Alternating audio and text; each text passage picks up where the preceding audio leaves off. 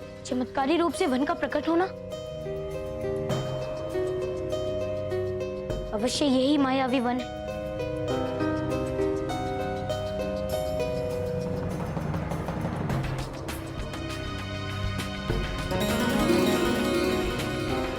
One के मध्य में प्रकाश,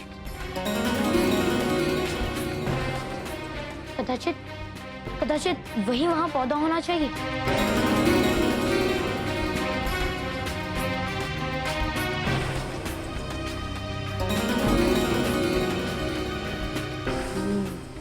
कदाचित यही वो मायावी पौधा है जिसके विषय में महर्षि ने मुझे बताया था। अब मैं इसे अपने साथ ले जाता हूँ।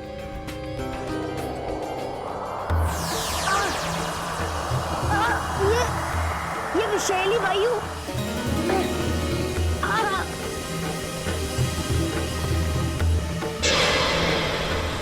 अरे ये कहाँ गया? अभी तो यही था, कहाँ गया?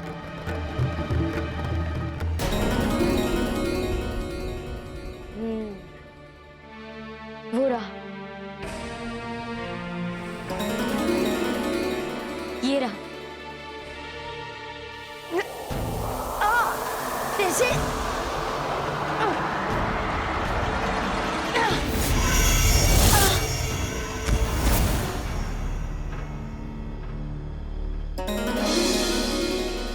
शीघ्र मुझे छोड़ो, प्रभात होने को है।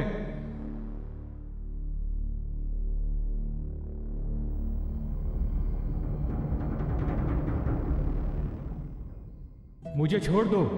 मेरे सभी साथी एक एक करके आलोप हो रहे हैं। यदि प्रभात किरण मुझ पर पड़ गई तो मैं मृत अवस्था में आ जाऊंगा। मुझे छोड़ दो। मैं तो आपके समक्ष बस एक निवेदन लेकर आया था कि यदि आप अपनी एक डाली मुझे दे दें तो किसी स्त्री का जीवन बचाया जा सकता है। मेरी लकड़ी तो अर्धविद्या और तंत्र प्रयोग की काट के लिए ही प्रयोग में होती है बालक। श्राप मुक्ति के लिए भी मेरी लकड़ी का प्रयोग हो सकता है, ये मैं नहीं जानता था। जो भी हो, अब बस मेरे साथ चलिए। यदि आप मुझे एक डाली भी अपनी दे देंगे तो किसी स्त्री का जीवन बच जाएगा। ठीक है हनुमान। आपका बहुत बहुत धन्यवाद। मैं प्रार्थना करूंगा कि आप अपने कार्य में सफल हों। धन्यवाद।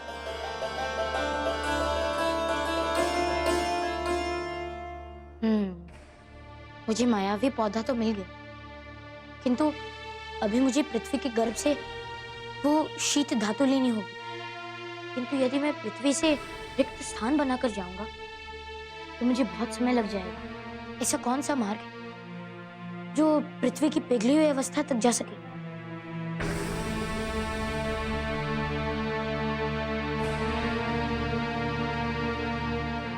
हाँ, सुमेरु में एक ज्वालामुखी है।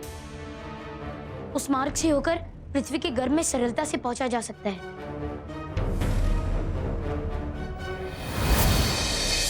महानंद, तुमने सन्मार्ग पर आने में देरी नहीं की। मार्ग से भटका हुआ कोई भी व्यक्ति जब सही मार्ग पर आता है तो उसके लिए वो नवीन प्रारंभ होता है। हाँ भैया, मेरी तो बस अब यही कामना है कि मैं इसी प्रकार सन्मार्ग में लगा रहा हूं। किंतु महानंद, तुम्हारे कथन और तुम्हारे मुख के भाव में समानता क्यों नहीं है? कहीं अब भी तुम कुछ छुपा रहे हो हमसे? नहीं भैया, अब मैं आपसे क्या छिपाऊंगा। मैं तो बस इसलिए चिंतित हूं कि हनुमान कब लौटेंगे।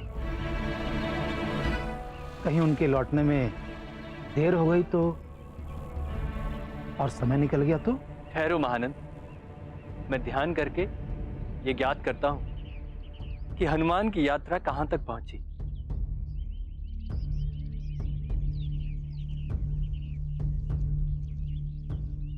कितने भोले हैं आप भैया, जो आपने मेरी बातों पर विश्वास कर लिया। ये सब तो 2 सहस्त्र मुद्राओं के लिए हो रहा है, वरना मैं आपकी सूरत भी नहीं देखता।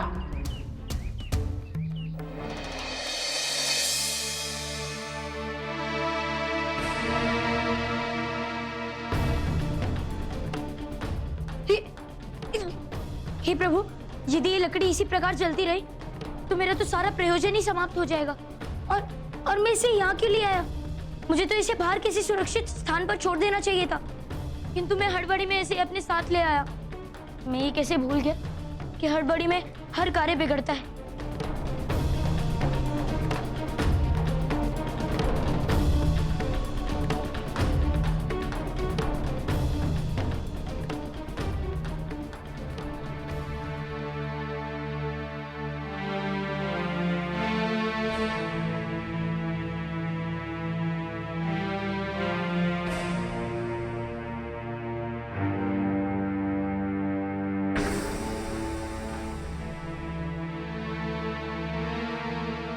पृथ्वी के गर्भ में यही वो खो होनी चाहिए जहां पर वो शीत धातु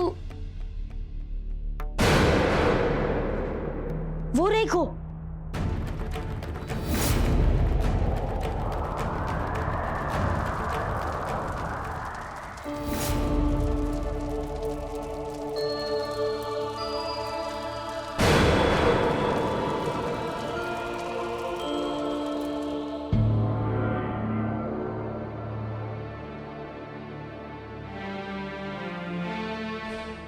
महाराज की जय हो।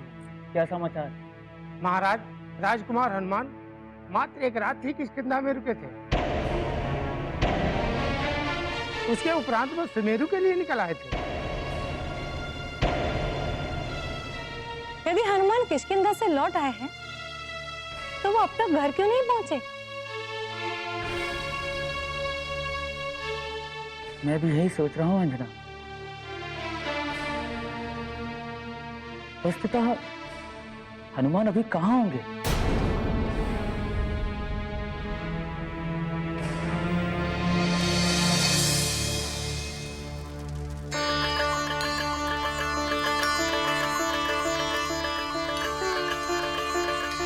अंततः महर्षि द्वारा बताई गई शीत धातु मुझे प्राप्त हो गई। अब इस धातु और इस लकड़ी को लेकर मैं एक नई कुल्हाड़ी का निर्माण कर लूंगा।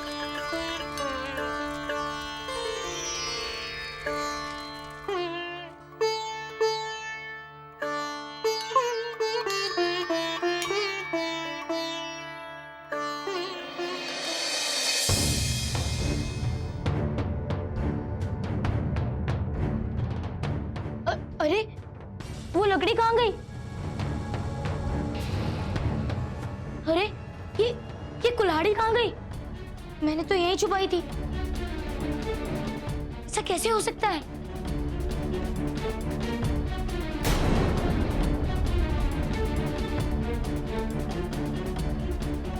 ओह, ये पदचिन्ह, ये तो वहां तक जा रहे हैं। यदि मैं इन पदचिन्हों के पीछे चलूं तो कदाचित मुझे कुछ ज्ञात हो सकता है।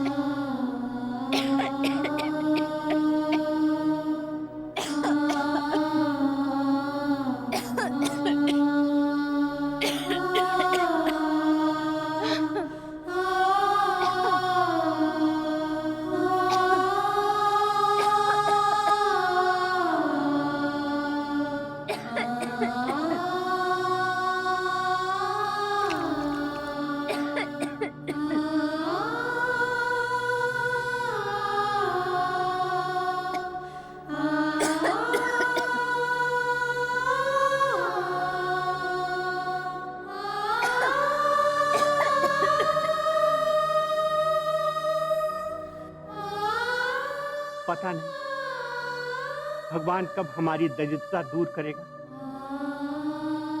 एक तो इस स्थान पर कुछ जन्म नहीं लेता है, ऊपर से इस ज्वालामुखी के कारण लोग यहाँ रहते नहीं हैं।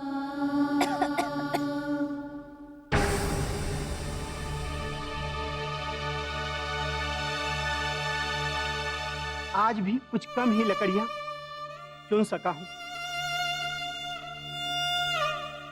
उसमें से एक लकड़ी ही बिक्री हो पाई है, जिससे आज के भोजन की व्यवस्था हुई है।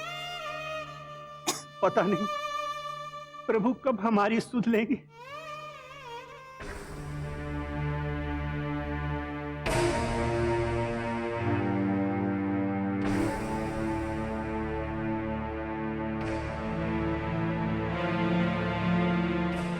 बाबा, बाबा, बाबा।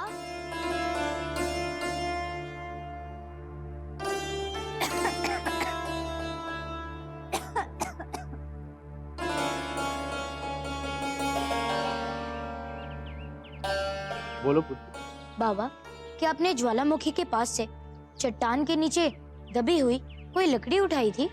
हाँ, उठाई तो थी। लकड़हारा हूं ना, इसलिए लकड़ियां चुनकर अपना और अपनी पत्नी का भरण पोषण करते हैं। किंतु बाबा, वो लकड़ी मेरी थी और मुझे किसी विशेष कार्य की पूर्ति हेतु चाहिए थी। क्षमा करना पुत्र, वो लकड़ी तो मैंने एक सैनिक को बिक्री कर दी और उसने मुझे एक चांदी की मुद्रा दी, जिससे मैंने अपनी पत्नी के लिए औषधि की और भोजन की व्यवस्था की। अब तो मेरे समक्ष कुछ शेष नहीं है जिससे मैं तुम्हारी उस लकड़ी का मूल्य दे सकूं। नहीं बाबा, मुझे मेरी लकड़ी का मूल्य नहीं, मेरी लकड़ी ही चाहिए। किंतु आपकी पत्नी को क्या हुआ? क्या आपको उनके लिए औषधि की आवश्यकता है? हाँ पुत्र, उन्हें एक जघन्य रोग है जिसकी औषधि के लिए हर दिवस 10 ताम्र मुद्राओं की आवश्यकता होती।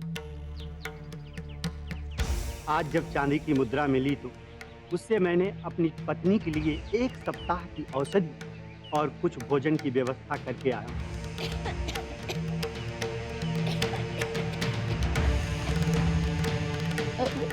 कोई बात नहीं बाबा, किंतु क्या आप मुझे उस सैनिक के विषय में बता सकते हैं जो वो लकड़ी ले गया? हाँ पुत्र, वो तो राजमार्ग की चुंगी का सैनिक। क्या नाम है उसका? हाँ, मंगेरू। रात्रि में राजमार्ग पर उसी को बिठाते हैं। बाबा, यदि आपकी आज्ञा हो तो क्या मैं दादी को एक पल देख सकता हूँ? क्या करोगे पुत्र? उसे ऐसा रोग है, वो रात दिन खांसती रहती है और मुख से रक्त बहाती रहती है। बस एक पल। आओ पुत्र, आओ पुत्र।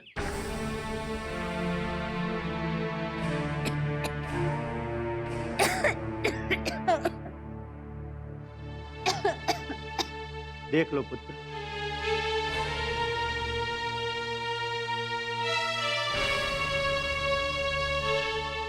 बाबा, मैं सुमेरु का राजकुमार हूँ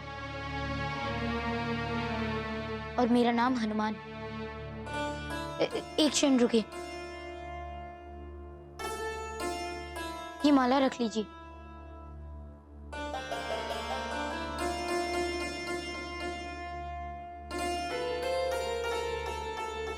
और मेरे साथ सुमेरु आ जाइए। वहां पर राजवैद्य के पास इस रोग का उपचार है। इस माला की बिक्री से आपको इतना धन तो अवश्य प्राप्त हो जाएगा कि आप 10 से 15 वर्षों तक अपना जीवन आराम से काट सके। और यदि प्रभु श्री राम की कृपा रही तो दादी भी शीघ्र स्वस्थ हो जाएंगी। हम अनजान लोगों पर तुम इतना उपकार क्यों करते हो पुत्र? उपकार नहीं बाबा, ये तो मानव कर्तव्य है। यदि हर एक मानव निस्वार्थ हर किसी की सहायता का प्रण ले तो पृथ्वी पर कभी किसी को कोई संकट नहीं होगा। आप ये माला रख लीजिए।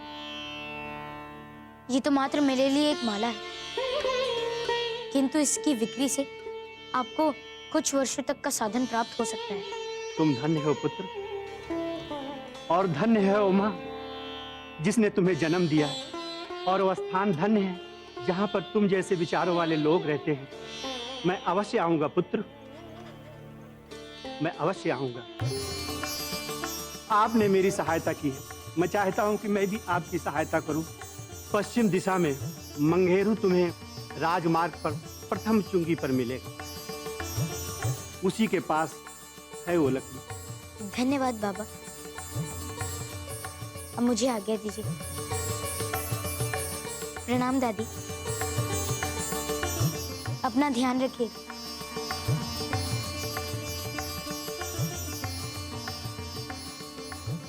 धन्य है पुत्र।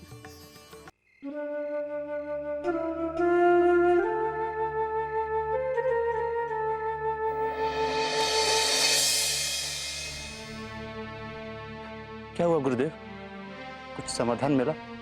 हनुमान गए, तुम चिंता मत करो, तुम्हारे इस दुख का निवारण करके ही लौटेंगे। मैं तो तुम्हें ये स्मरण कराने आया हूँ कि उस समय कोई मूर्खता मत कर बैठना। मूर्खता अर्थात गुरुदेव?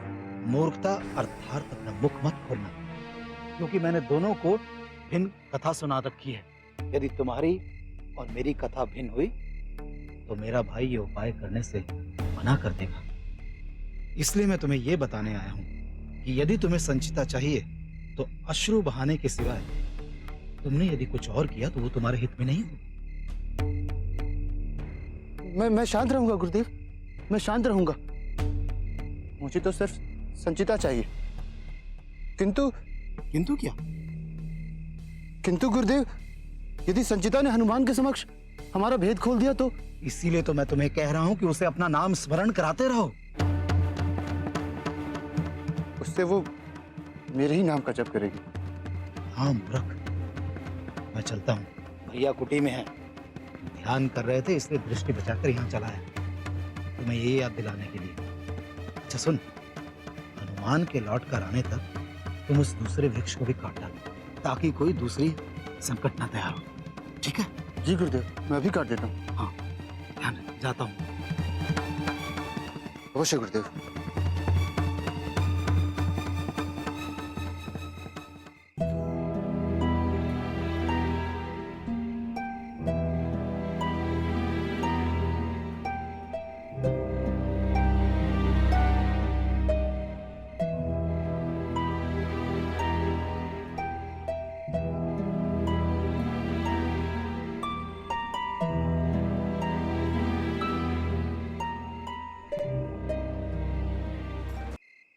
चमत्कार!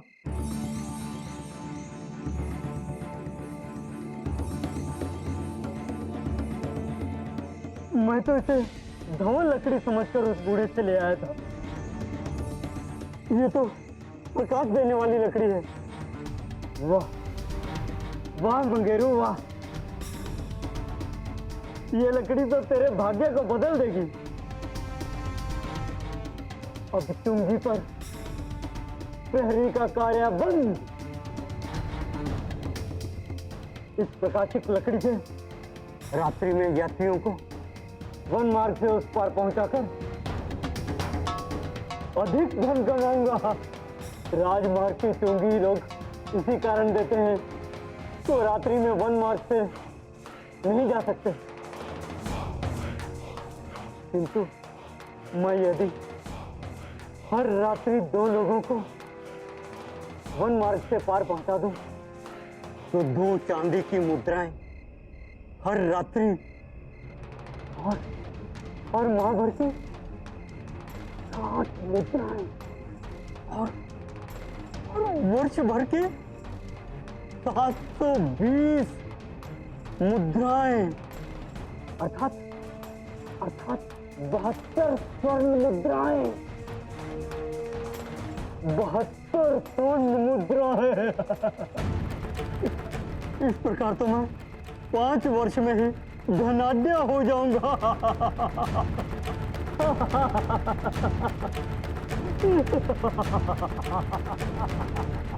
ये लकड़ी मेरी है महोदय।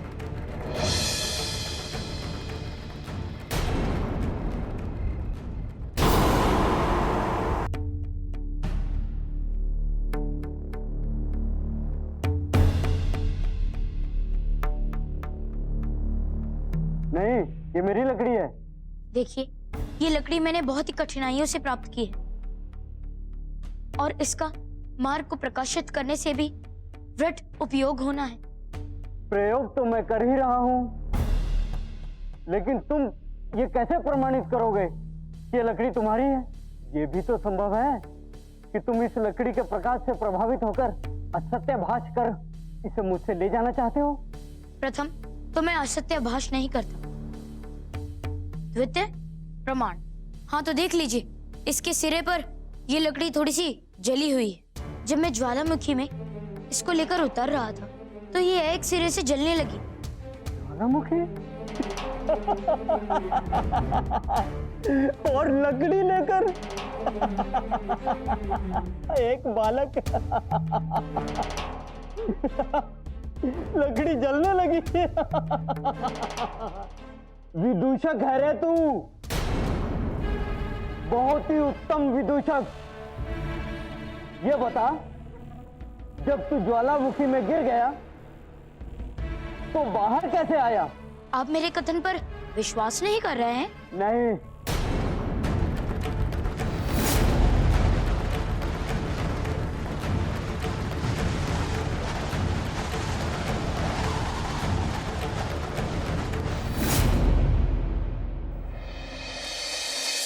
देखिए, इस प्रकार मैं उड़ान भर सकता हूँ। वो तो मेरा भाई भी कर लेता है, लेकिन इससे ये सिद्ध नहीं होता कि ये लकड़ी तुम्हारी है।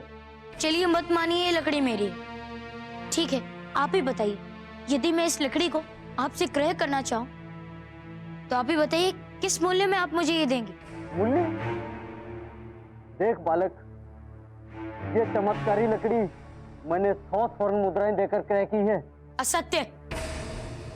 आपने जिन बूढ़े बाबा से इस लकड़ी को क्रय किया था उनको आपने केवल चांदी की मुद्राएं दी थी। तो तुझे ये भी ज्ञात है कि ये लकड़ी मैंने कहां से क्रय की? हाँ, क्योंकि मैं अपनी लकड़ी खोजते हुए उनके समीप जा पहुंचा था। उन्होंने ही मुझे आपके समक्ष आने का मार्ग भी बताया।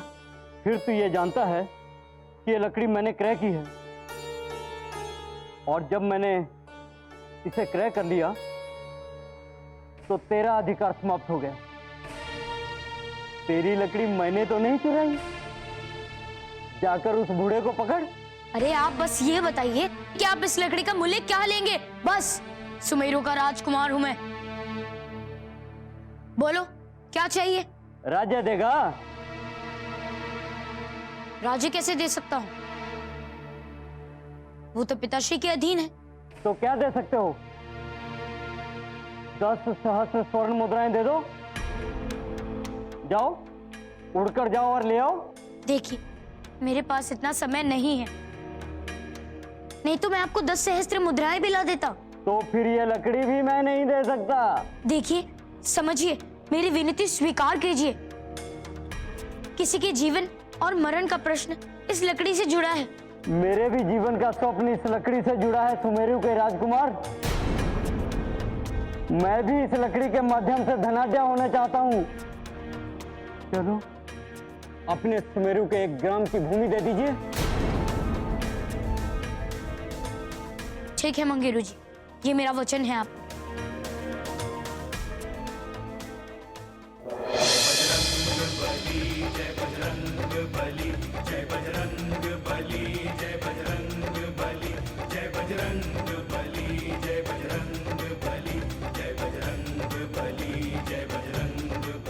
मेरा ये कंगन आप सुमेरु की सीमा पर खड़े प्रहरी को दिखा दीजिएगा, और प्रभात से लेकर संध्या तक आप जितनी भी भूमि अपने पगों से अधिकृत करेंगे उतनी भूमि आपकी।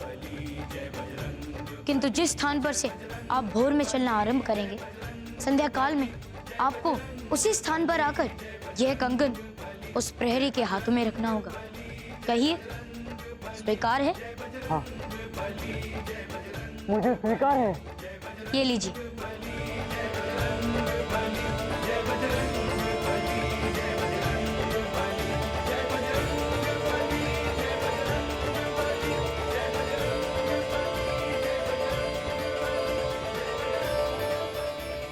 अब मैं चलता हूँ। आपका बहुत बहुत धन्यवाद।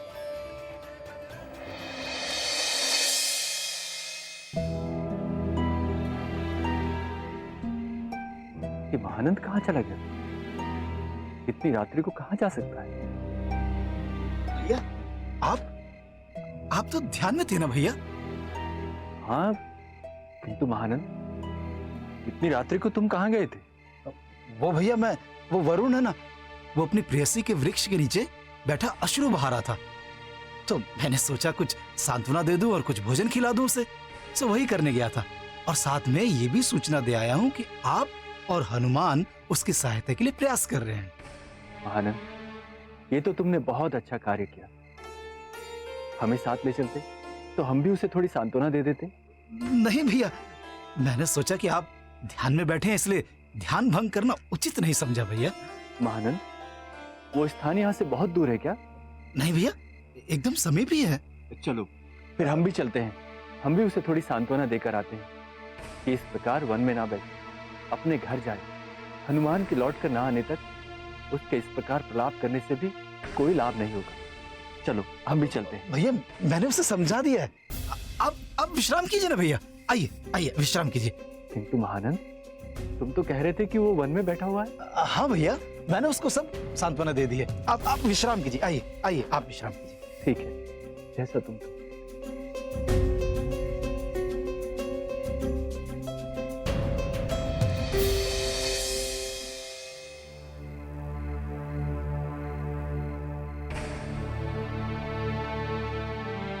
हनुमान, आप कब आओगे? कब मैं संचिता के मुख से अपना नाम सुन पाऊंगा? इसके पहले मुझे अपने गुरुदेव की। वरुण,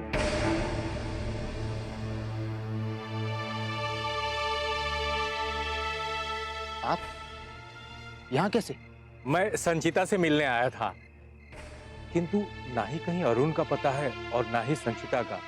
ग्रामवासियों से पूछने पर किसी ने बताया कि वो दोनों 2 दिन से कहीं गए हैं, और वहीं से पता चला कि तुम अरुण के भाई हो। हाँ, अरुण मेरे भ्राता हैं, और उनके कहने पर ही मैं स्वयंवर में गया था। हाँ हाँ, वो तो ठीक है, किंतु मेरा प्रश्न है कि वो दोनों हैं कहाँ, और तुम इस समय इस वन में क्या कर रहे हो? मैं वो विवाह के पश्चात दोनों गंगोत्री यात्रा को चले गए थे, और मैं इस समय कल के लिए लकड़ियां चुन रहा हूँ। तब तो तुम्हें ज्ञात होगा कि दोनों वापस कब तक लौटेंगे? जी।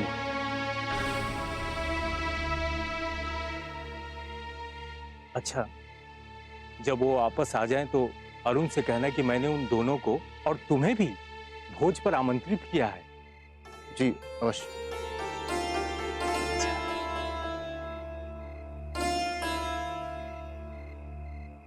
अच्छा वरुण, वैसे भी रात को पेड़ काटना शुभ नहीं माना जाता, और मैं इस वन के रास्ते से ही अपने ग्राम लौटूंगा। तुमसे एक विनती है कि अपनी कुल्हाड़ी मुझे दे दो, ताकि मैं वन्य प्राणियों से अपनी रक्षा कर सकूं। किंतु वरुण, तुम्हें तो कल के लिए लकड़ियां चाहिए ना, भोर में काट लेना। ठीक है, किंतु देखो, तुम्हारा ग्राम तो समीप ही है और पूरी तरह से सुरक्षित है, परंतु मेरा मार्ग तो वन्य प्राणियों से घिरा हुआ है। अच्छा ठीक है, ये लीजिए।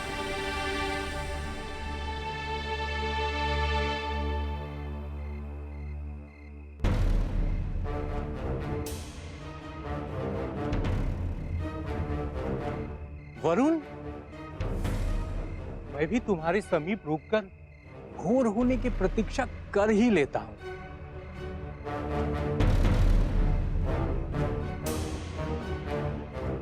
बैठो, बैठते हैं।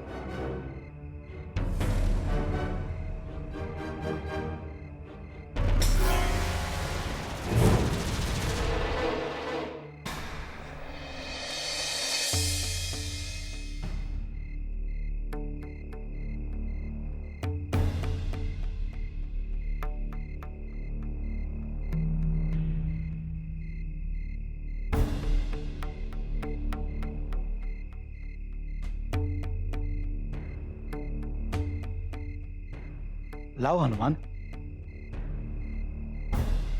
ये कुल्हाड़ी अब शीघ्र मुझे दे दो, ताकि उस स्त्री को श्राप मुक्त किया जा सके। नहीं ऋषिवर, मैं ये कुल्हाड़ी आपको नहीं दे सकता। लेकिन क्यों हनुमान? क्योंकि अभी मुझे और भी सत्य ज्ञात करने हैं। सत्य? कैसा सत्य हनुमान? महर्षि, जब मैं इस कुल्हाड़ी को बनाने उस पौधे के पास उसकी लकड़ी लेने गया तो उसने मुझे बताया कि उसकी लकड़ी तंत्र विद्या और निकृष्ट कार्य के लिए ही चुनी जाती है, और यदि कोई भी तंत्र विद्या जानने वाला मनुष्य उसकी लकड़ियों का उपयोग करता है तो वो और भी दुष्ट कार्य कर सकता है।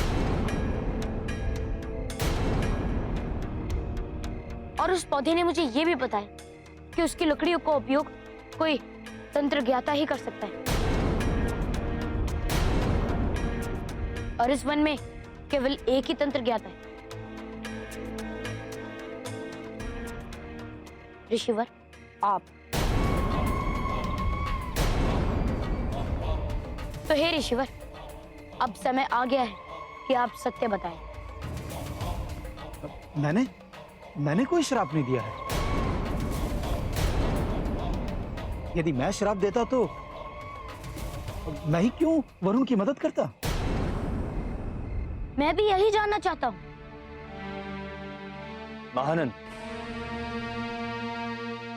सत्य क्या है वो बताओ। यदि हम इसका उपाय कर सकते हैं तो हम इसे नष्ट भी कर सकते हैं। मुझसे बहुत बड़ी भूल हो गई भैया। मैंने वरुण को उस स्त्री को वश में करने के लिए एक फल दिया था, किंतु मेरे तंत्र प्रयोग के अशुद्ध होने के कारण वो अशुद्ध फल दे गया।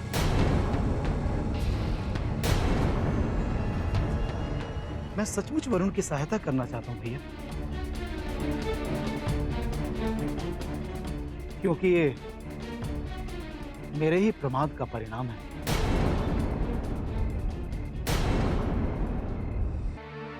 उस स्त्री को वश में करने के लिए एक फल दिया था,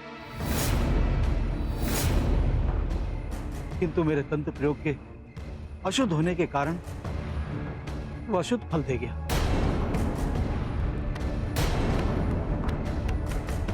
मैं सचमुच वरुण की सहायता करना चाहता हूं भैया, क्योंकि ये मेरे ही प्रमाद का परिणाम है। अब देर ना करे भैया, शीघ्र ही उस स्त्री को चलकर उस तंत्र जाल से मुक्त करें। महानंद, इतना सब कुछ होने के पश्चात भी तुमने हमसे सत्य छुपाया, क्यों महानंद? क्या हो गया है तुम्हें? ऋषिवर, कदाचित आप भूल रहे हैं, जब भी किसी मनुष्य का जन्म होता है तो वो रिक्त हाथों के साथ ही होता है,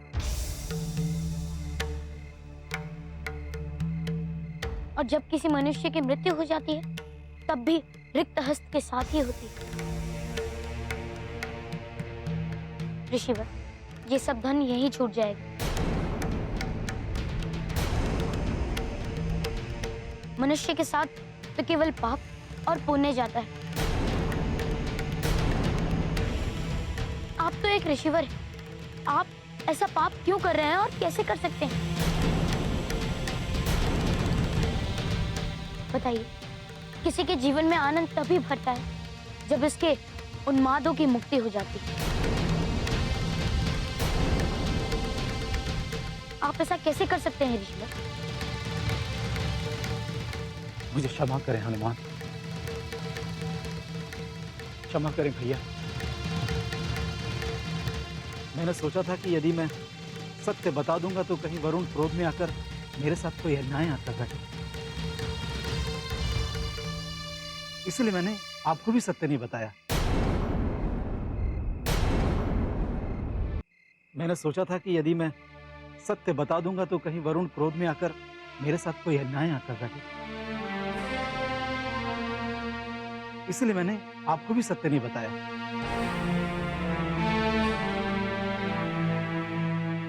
भैया, मैं अपने हर बुरे कार्य के लिए क्षमा प्रार्थी हूं। मेरी हर भूल को क्षमा करें। और शीघ्र ही चलकर उस स्त्री को जीवन को बचाएं। हनुमान, लाओ ये कुल्हाड़ी मुझे दे दो। नहीं, इस कुल्हाड़ी को हनुमान ने तैयार किया है। इसका उपयोग भी हनुमान ही करेंगे।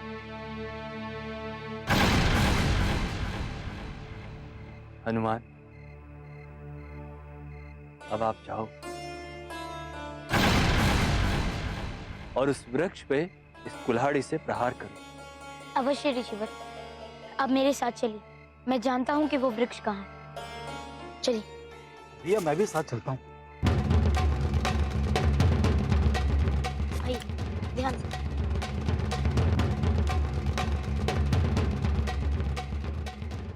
संचिता, संचिता मेरी ओर देखो, देखो संचिता। वरुण, मेरे स्वामी, मुझे मुक्त कीजिए। वरुण। संचिता, ये तुम्हें क्या हो गया है? मैं हूं तुम्हारा पति। अरे मेरी ओर देखो तो सही।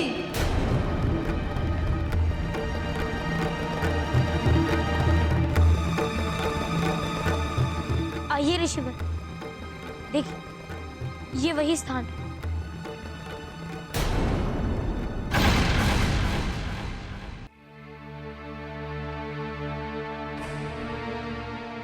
जयपाल जी, आप यहाँ? मैं तो अपनी पुत्री और अरुण को ढूंढने यहाँ आया था।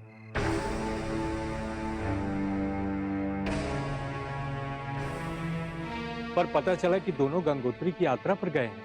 अब रात को घर लौटना जंगल के रास्ते विषम था, इसलिए यहीं रुककर भोर की प्रतीक्षा करने लगा। परंतु आप यहाँ?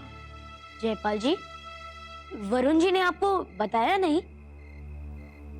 उनकी पत्नी वृक्ष में परिवर्तित हो गई है।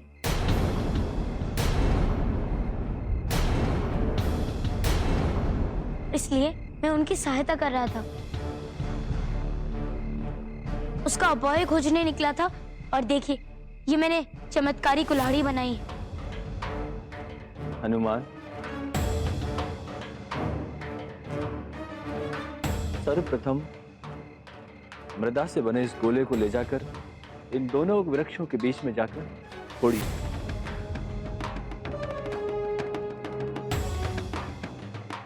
लाइए, कुल्हाड़ी मुझे दीजिए।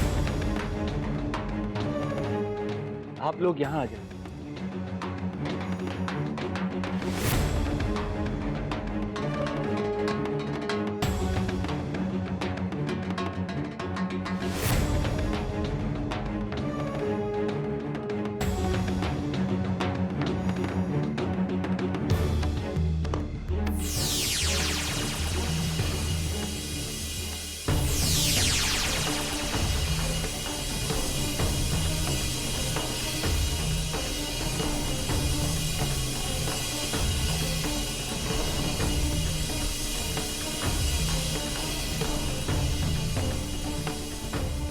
शीघ्रता करो हनुमान, शीघ्रता करो।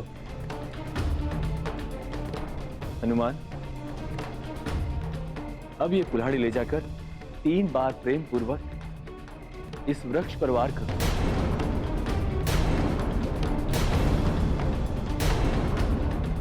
जी ऋषिवर, दीजिए।